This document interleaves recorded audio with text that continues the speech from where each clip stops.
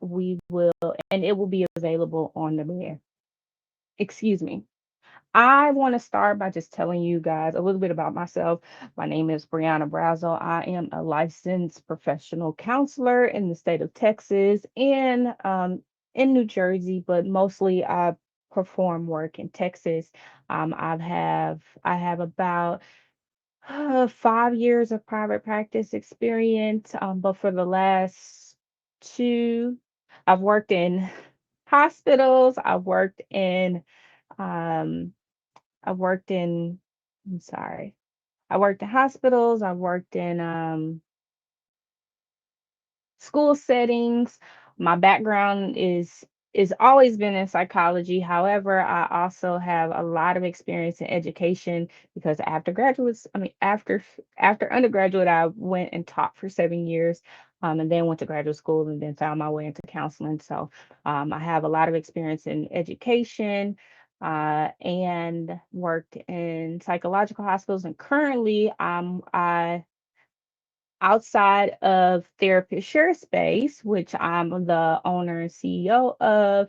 Outside of Therapist Share Space, I work with a local mental health authority, and we partner with police departments and pretty much act as an intermediary to provide support for people who may be in a mental health crisis. And it's been very rewarding work.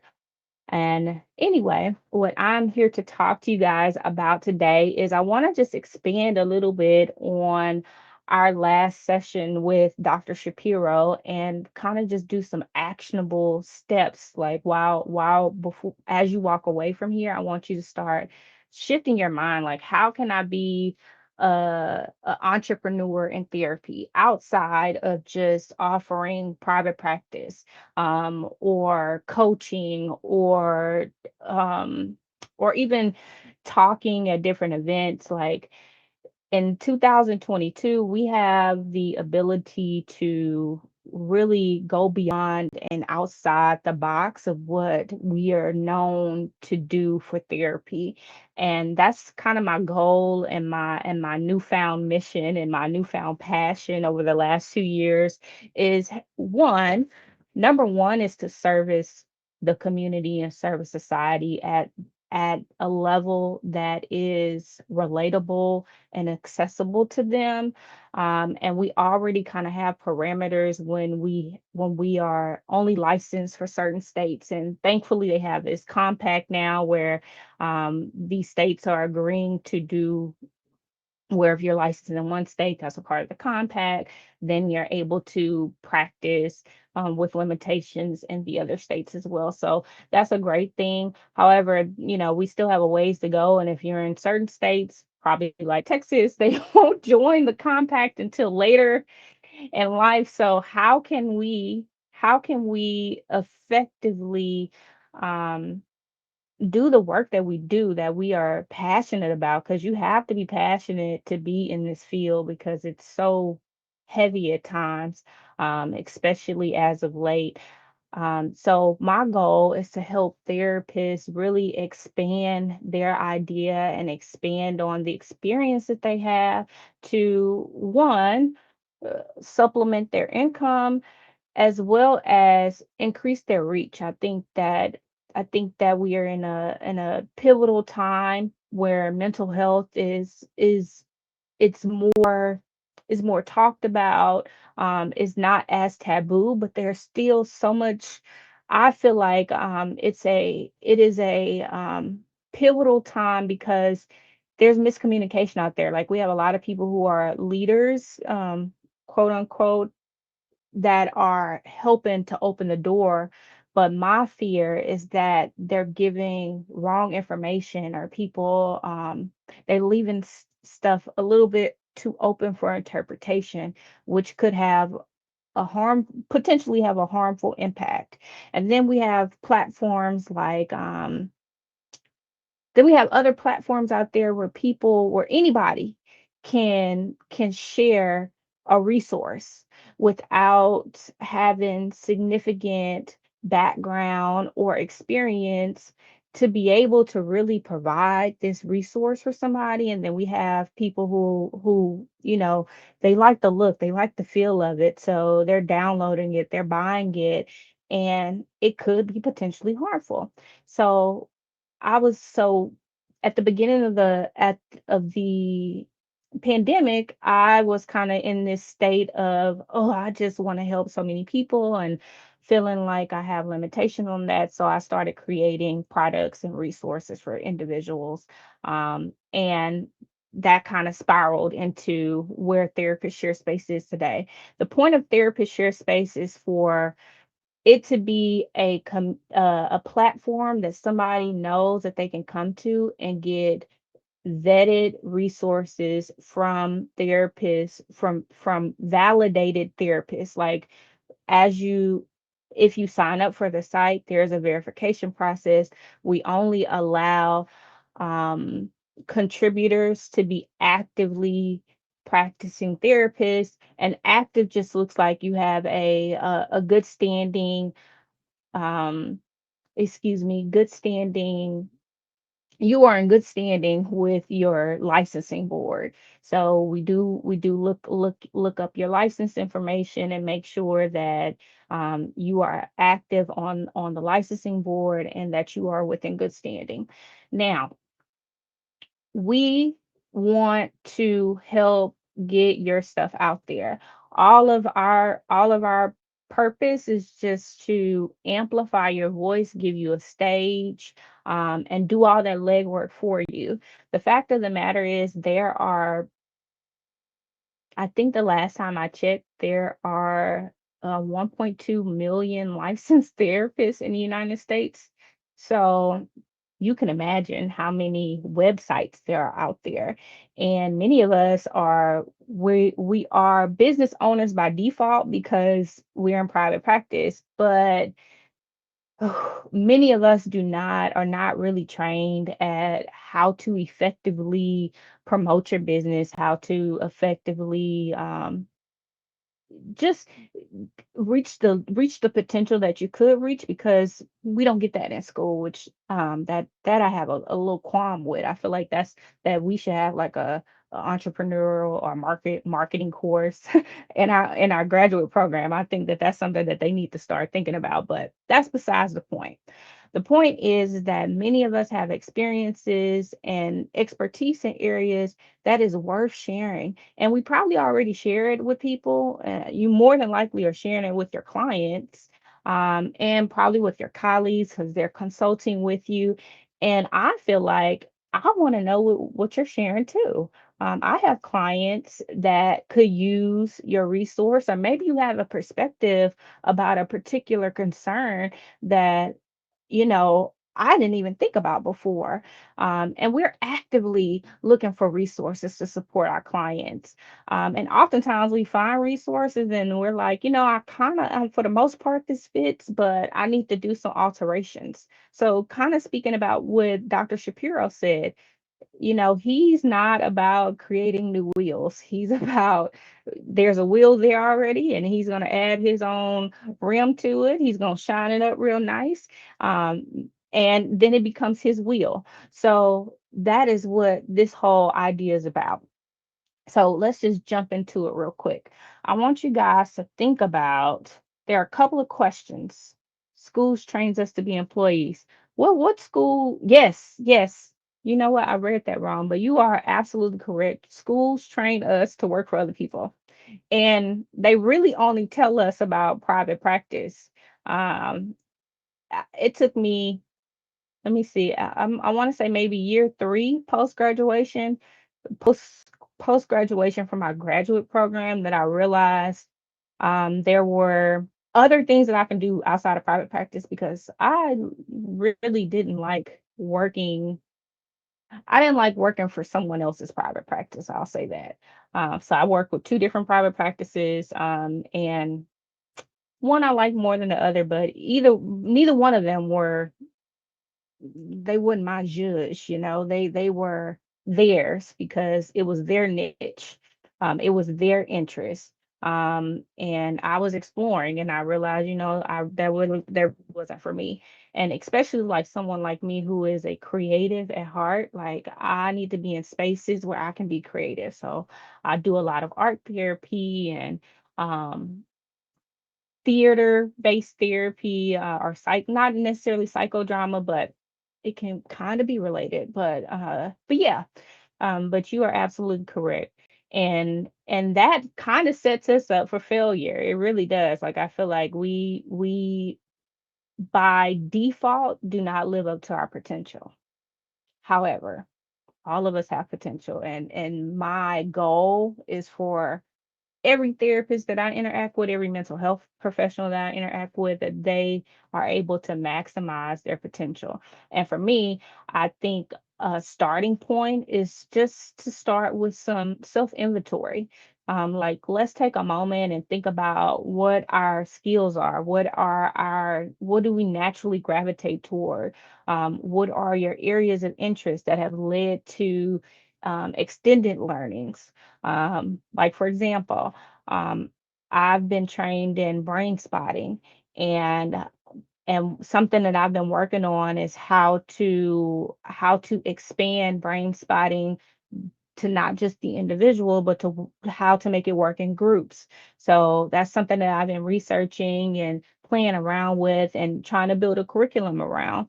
And it's things like that that are starting points, right? So there are a couple of questions that I want you guys to think about today. And also attached, I want to say it should be below. I tried to attach it to our resource hub, but it would not allow me to. But if you scroll down where it says downloaded content, there's an ebook there, and it's a reminder of the questions that we go over. So, the first question I want you guys to think about is, what's your target population, or demographic? Many of us who are in private practice, you should have a particular set of clients that you see. There might be some outliers here and there, but more than likely, you should have some client that are type of client that tends to gravitate towards you. Are they women? Are they families? Are they adolescents? Are they children? Couples? All of those are, of course, target populations. Is there an age group? Is there a orientation, or are you serving the LGBTQA? I don't know the letters, I apologize.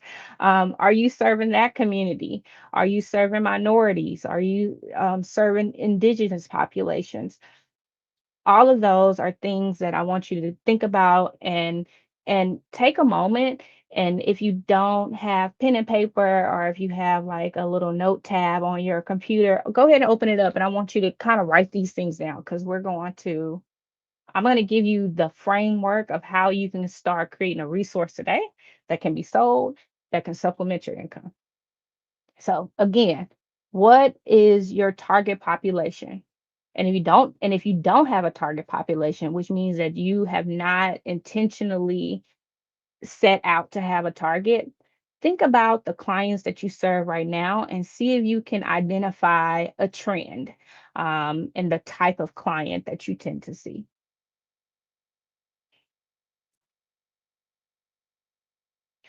Now, that's my first question. However, it's not the most important one. It's a good starting point because it helps to focus in. Because if we can focus in on these, let's say I see 20 clients, and out of that 20, um, 11 are women. 11 are college age women, who tend to be minorities. Okay, so let's say that that's my target population. So women who are of college age that are minorities. Immediately, I'm going to kind of put a little bit of a block on the other populations that I service. And though we will build on those other populations in the future, it's important to just start somewhere, and we don't want to overwhelm ourselves. So Out of these 11 women, I want to now think specifically about areas of concern. If you can identify one area of concern that seems to be a commonality between this group, great. Let's start there. If you can think about two or three, that's fine too. But I want you to think about um, with this target population, with the majority of your clients that you see, are there any trends between them outside of their demographic? Um, do they primarily deal with trauma? What type of trauma? Is it sexual trauma? Is it abuse related trauma? Is it pandemic related trauma?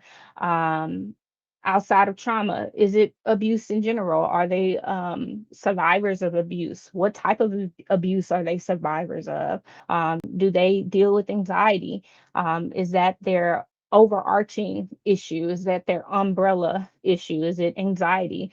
Is it depression? Do you deal with clients who are borderline, um, bipolar? See if you can identify a trend within the trend that we've already identified.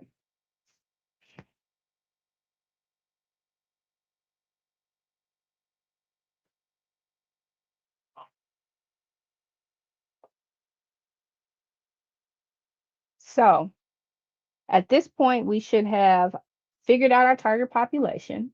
Okay. My example is college age women who are minorities, or female, or hold on, or um, why am I trying to change it now? Anyway, college age students who are women and minorities, or minority women college students. There we go. That's a little better. Okay.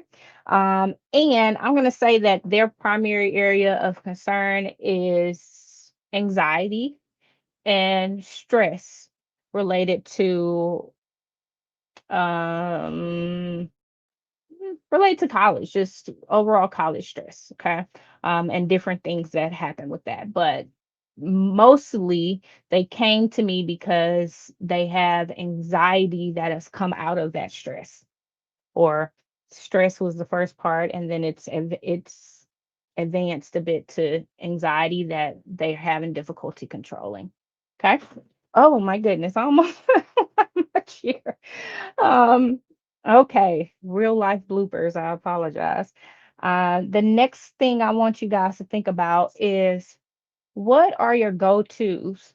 So, if you've been in practice for a while, if you've been engaging with clients for a while, you probably have built up a toolkit.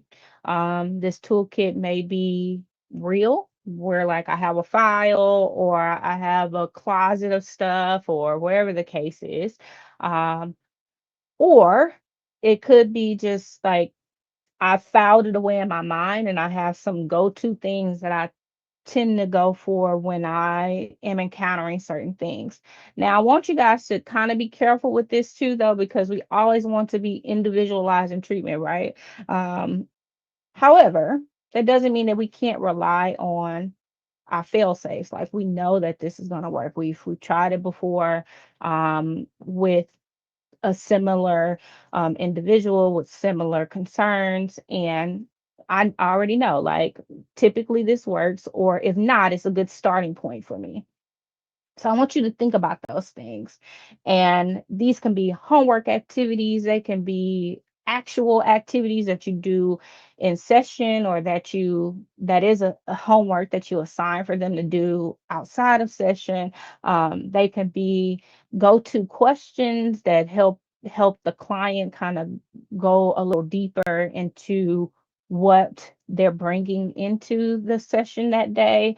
They can be follow-up questions, just anything like that. So I want you to think about that. I'm going to be quiet a little bit longer because I really want you to think about, what do you lean on um, in therapy? More than likely, there are some things that you lean on, and you might not, and you might need to um, do this after the fact and really kind of like look and like say, okay, I know for sure like these are a few things that I do. And it doesn't matter if they're ones that you created yourself that you just kind of developed over time, or they can be ones that you source outside, that you stored in your own personal toolkit or resource library.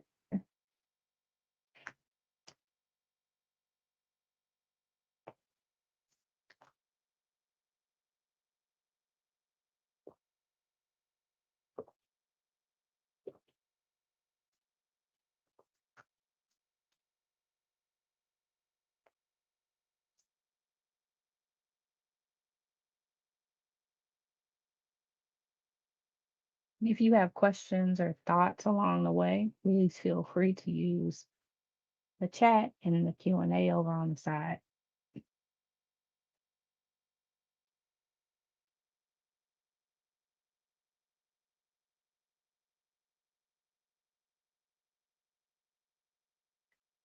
Okay, now we have our target population, we have identified areas of concern, um, and you should be thinking or have identified at this point what your go-tos are.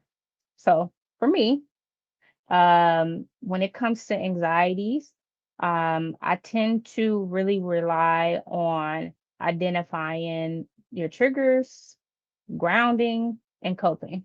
And coping and grounding kind of go hand in hand. Sometimes mindfulness, but that's typically not what I rely on, because a little secret, sometimes mindfulness makes me more anxious. So those are my own things that I work through. But I know that it is a powerful technique. It's just me personally, it just doesn't always work. And that's okay. Okay. Let's see. Okay, so when it comes to triggers, like there are some things that I tell people to like look for, right? So to take a moment, and there's a step process that I tend to rely on to help people identify triggers when it comes to certain environments. So those are things that I want to write down, right? Um, of course, I developed this after having over the years, after just using other resources that I had available, and I kind of made them my own to, give them Brianna's flair, right? So that's an example. The other thing is gratitude. I heavily rely on gratitude and the importance of it. So I have like a whole step process of people creating like a gratitude jar, do it with them. And because I am a therapist who deals with anxiety, I rely on um, coping techniques. So they vary. So with clients, I help them identify ways that they can cope in different settings, and we talk about, like, some coping techniques are not meant for all settings, and how to figure out what works with what. Now, just these that's three different things. I could really expand it into, excuse me, into more. Now, how can we leverage just that piece with our clients into potential opportunities for us? Well, if your client is benefiting from it, more than likely other clients can benefit from it too. And more than likely, there are therapists out there who are looking for additional resources to support their clients. So, what you can do is take this little framework and expand it into a resource. And some of us are already doing that. Like a lot of therapists now are creating playing cards, they're creating different things. You want to do that for yourself too. And we'll talk about some things that help you create them and make them nice and pretty and all of that in a second. But starting there um, can help you start creating additional offerings.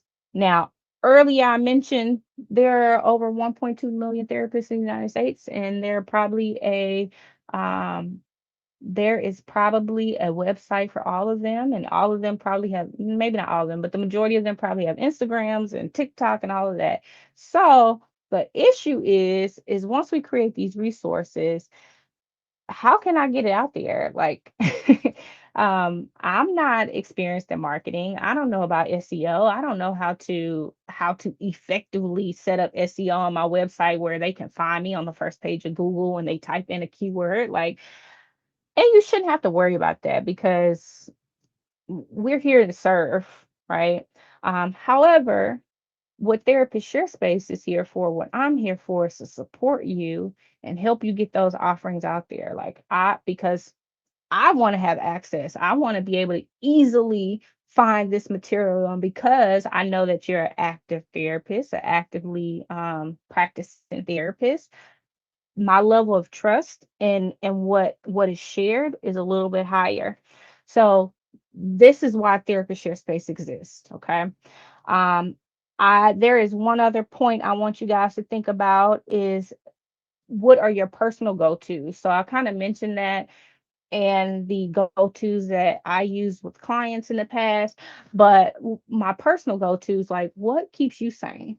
Because again, this work is not for it's not for it's not for everybody and it can be taxing on us and if we're not taking care of ourselves and then we're not going to be good for taking care of anybody else and I know that we are the worst at taking our own advice sometimes. However, you have to be doing something to keep yourself ready and motivated to continue the work that you do because it is so heavy outside of everyday life and everyday things that we experience in our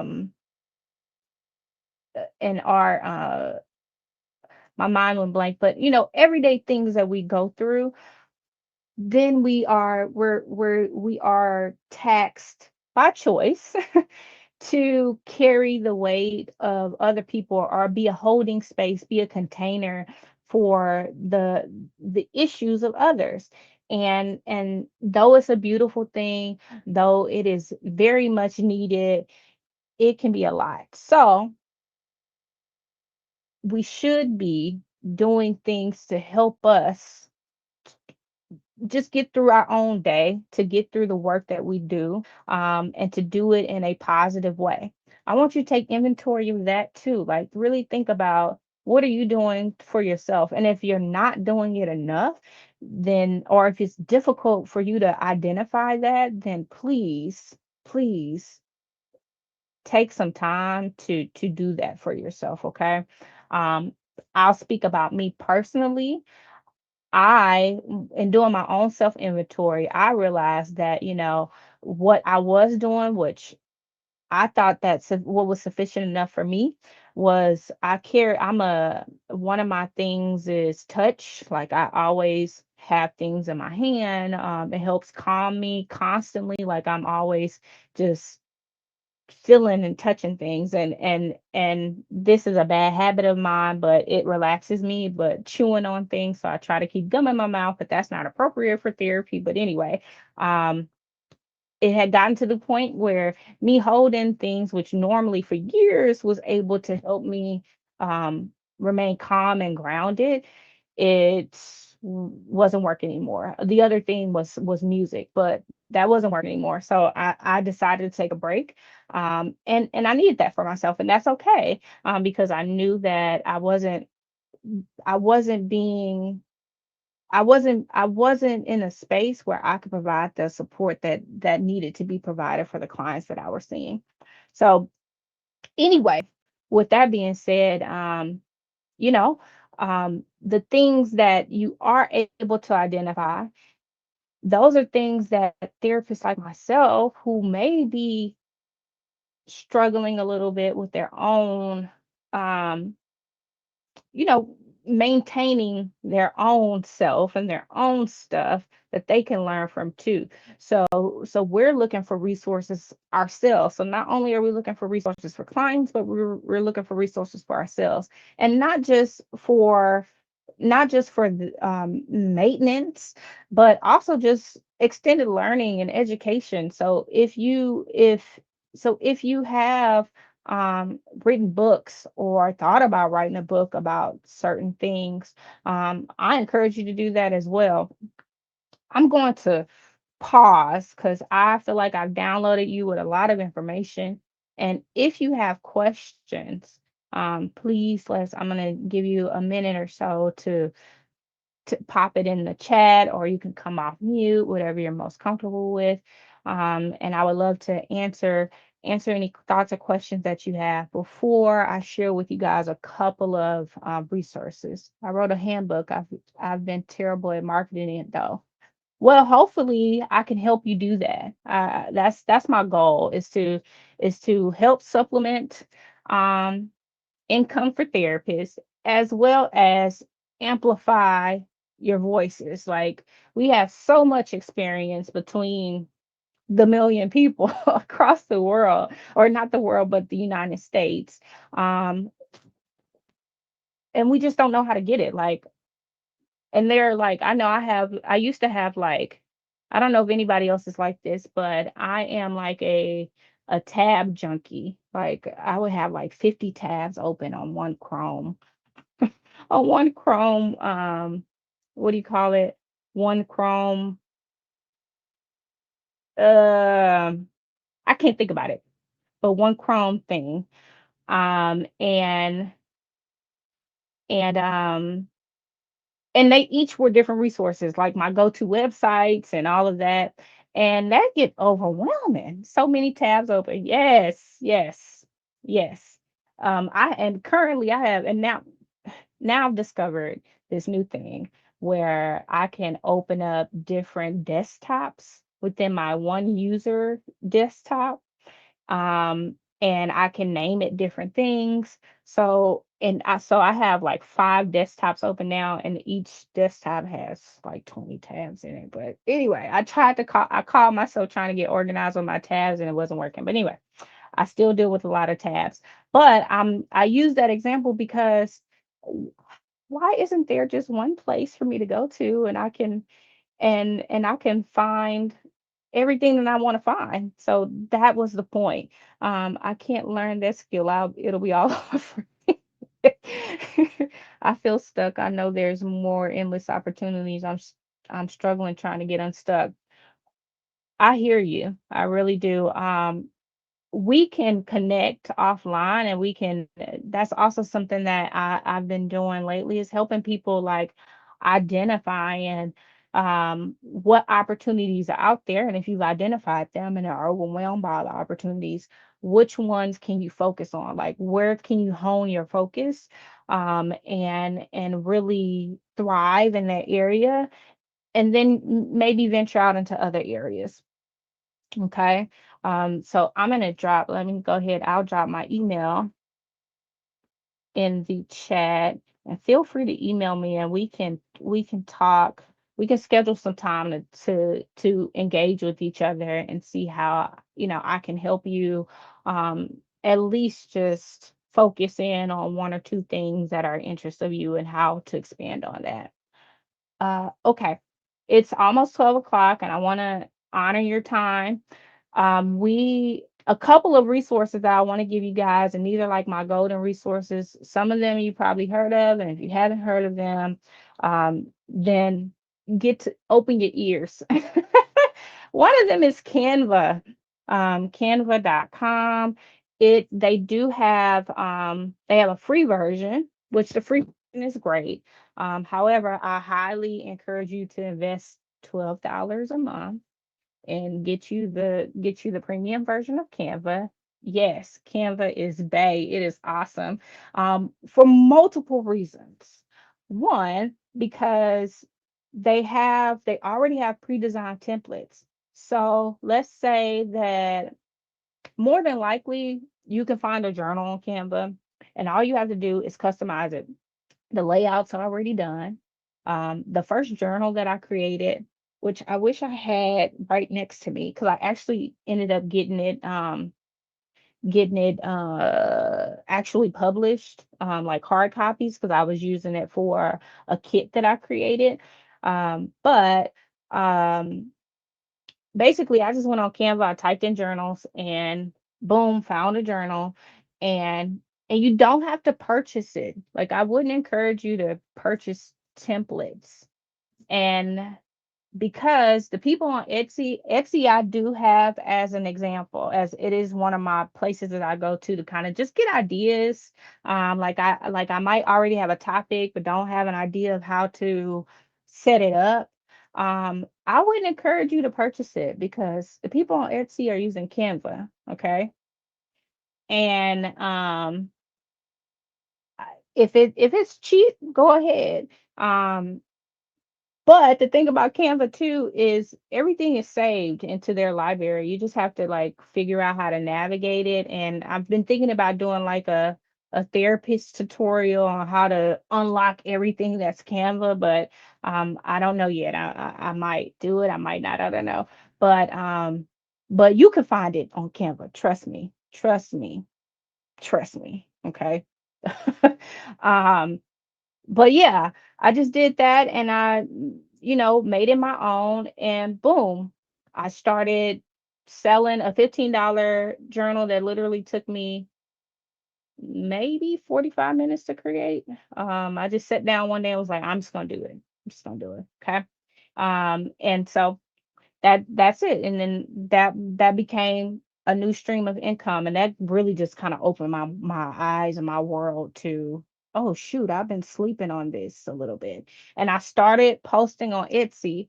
And then I thought about, I'm getting it's too much competition out there. And I know my stuff is quality. One, because I'm trained in this. And these other folks were outselling me, you know, and I didn't think that that was fair, which is another reason why I created Therapist Share Space. But anyway, another one is, let's say you don't know what to do or don't know how to present it to people. Facebook is a hidden gem where if you are in Facebook groups, just engaging in conversation, like the therapist in there will let you know what they need. They will let you know what type of resources they're looking for, and those are things that you can expand on if they're your area. Like, I don't want you to rack your brain. The whole point of this is like using what I already know and just um magnifying it to make it something that's reproducible. Okay. So Facebook groups, another thing is whatever your go-to resource is. Some of it might be like Therapist Aid, which Therapist Aid used to be great when I was fresh out of my graduate program, and I because I came from an education background, I see the value in having tangible materials and homework and all of that. But I hate their resources in real life because they're boring, they're not engaging. Um, sometimes it took me more work just to really help a client understand what the resource was. And then I started redesigning it to make it more for me and my clients client friendly. So yeah, it just became a bit more work. However, now therapist aid is an opportunity for me, right? Because there are a couple of resources on there that I really enjoy. However, I always change them because, again, um, I like to individualize the type of support that I provide, or so I will make it my own. And Dr. Shapiro, if you remember, he said, I would take a resource and I will make it better. He will make it his own. So looking at the one that your like go-to sites, I know Therapist Aid is a big one. One that I love for adolescents, if that is a group that you work with, is, ooh, my mind went blank. I will get it to you. I will share it with you guys. I'll try to think about it and I'll share it with you guys. But those are just a couple of things. There are a bunch of things out there that are available, and I will try to get a resource sheet together and share it with you via email if that's okay. And but just a reminder, all the different steps that we went through are in the ebook down at the bottom that was created on Canva, which I love. And it will be available on Therapist Share Space. It will be free. So that's also something that I can share with you guys, that Therapist Share Space was intentionally created to make to identify resources easily, and for you to, you can set your own price, you could create a store, and we advertise for you, we advertise your resources for you, and we're building on creating communities in there as well, and also bringing in professional development and learning opportunities within the site as well. So those are like future things to look out for our website. I am going to say thank you guys for joining me today. And I want to end this session because I want to stop the recording. However, there's we can network a little bit afterwards. So feel free to join me in the networking session. And that will be our last session. And we can just engage in a little bit more conversation if you want to. I can answer any questions that you have. But again, I wanted to thank you guys for joining me today. Um, and yeah, I appreciate you. And on that note, I will see you over in our networking corner.